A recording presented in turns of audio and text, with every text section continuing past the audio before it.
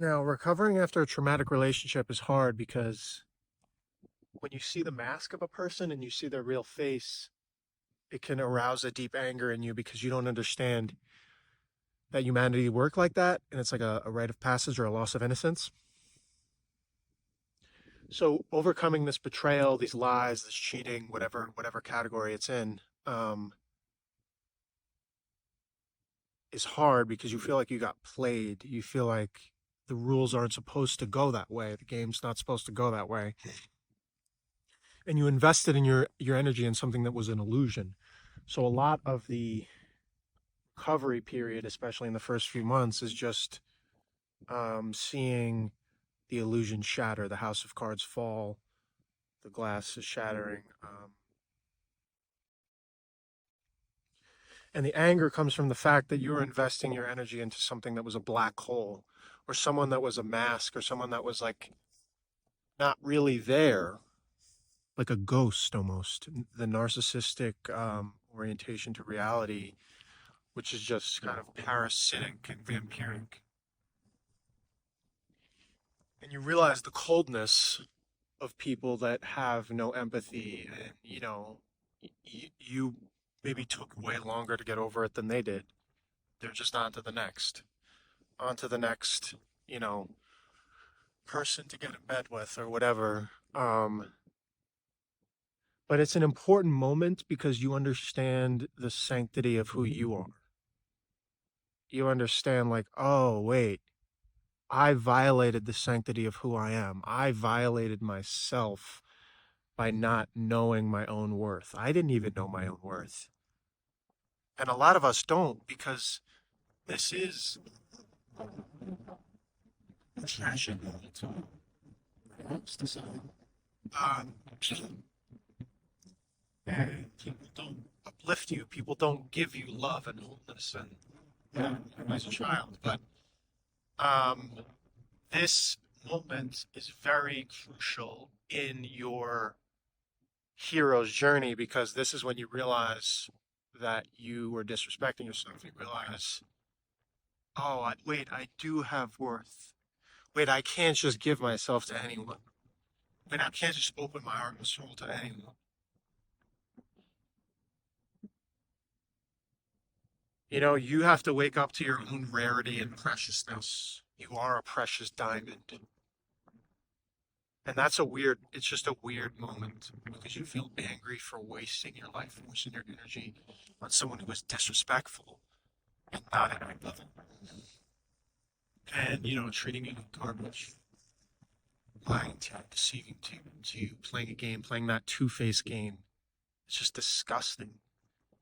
It makes you so angry inside. But understand that that anger comes from the anger first of betraying yourself, of self-betrayal. And it is so hard to sit with. I've been through it a few times now because it's such a deep anger and disgust. And I would recommend physical pursuits: run, hike, lift weights, jump in the creek, cold plunge. Get out of your head, exhaust your body, get that anger out in physical ways and healthy ways. And don't ever give up. Don't ever give up. Keep moving the energy. Okay, 1, 2, 3, 4, 5 months, whatever time frame it takes you to get over this relationship. It could be years, but never give up. Never stop moving the energy.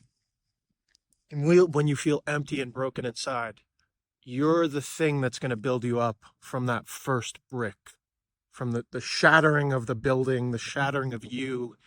You have to rebuild from the ashes. It's only up to you to love yourself, to forgive yourself, to reestablish that relationship of internal intimacy. All right, it's freezing out here all of a sudden.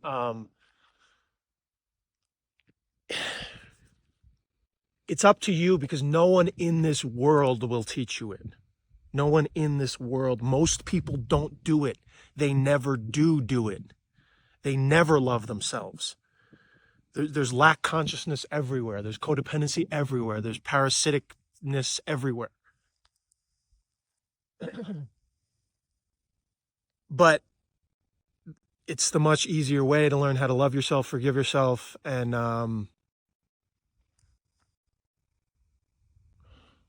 rebuild yourself from nothing and realize your own worth. So that was the catalytic event. That person helped you realize the way to stop disrespecting yourself.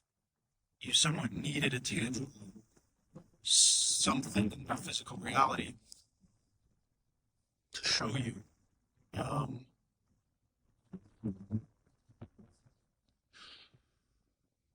so don't give up on yourself. Don't give up your faith in reality. Your faith in people. Because I know you feel so deeply broken, and it can kill your self esteem, and you feel like, oh, there's no one out there for me. There's this and that. I've been through that so many times. Hold on and do the daily work, the daily workouts, the daily prayer, the daily meditation. Push yourself. Oh, I don't want to go to this party. God, I'm dreading it. I don't want to be around people. I hate this. Force yourself. Push yourself. Stop using this. This is what got you. This gets you in bad places all the time. Don't think go for the hike. Don't think go for the swim. Don't think push yourself. Go to the party. Okay, you're miserable and awkward, just depressed, whatever. Go to the party. Give God, give the universe a chance to change it. Okay, just be in the game. Get on the playing field. Don't isolate and go binge eating. That's what I do. Isolate. You don't want to be around people.